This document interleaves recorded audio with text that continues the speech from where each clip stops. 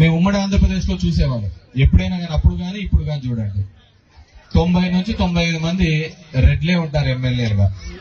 అది ఎవరున్నా గాని, అటు కేసీఆర్ ఉన్నా, ఇటు రేవంత్ ఉన్నా, ఎవరున్నా గాని, ఇటు వైఎస్ఆర్ ఉన్నా, ఎవరున్నా గాని. ఎందుకంటే ఆ నాయకత్వ లక్షణాలు మనకు ఎక్కువగా ఉంటాయి. దాంతో పాటు ఒక చెడు కూడా ఉంది, మనకు ఈగో కూడా ఎక్కువ, చాలా కొవ్వు ఎక్కువ మనకు. అవతలోడు ఒక మాట అంటే అసలు పడం కూడా వాడు కొడతామా, ఎనికి గుంజే తక్కువ గాని అవతలోడు ఉండేది. ఏ ఊర్లో చూసినా మనం కొట్టుకునేది ఎక్కువ ఉంటుంది, అవతలోళ్ళు మనం చూసి సంబరాలు చేసుకునేది ఎక్కువ ఉంటుంది. ఈ నాకు ఊరికి కావాల్సింది ఎలక్షన్ ఉంటుంది. ఈరోజు దరిద్రం కూడా అట్లే ఏడ్చింది మనం, అవునా లేదా? 5 ఏళ్ళు ఉన్నప్పుడు చక్కగా ఉంటే ఇంకే నాకుడికైనా అధికారంలోకి వచ్చేయకుండా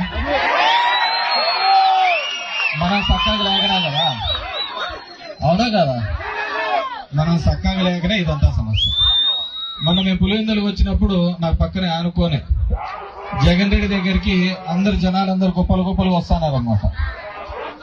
ఆడ పోతున్న డిఎస్పీ వాడు వచ్చి అన్నాడు, లే మీరు ఈడ కాదురా ఉండాల్సింది, పోలింగ్ బూతుల కాడ చక్కగా పని చేసింటే మీకు ఈ కర్మ వచ్చేది కాదురా అని చెప్పి.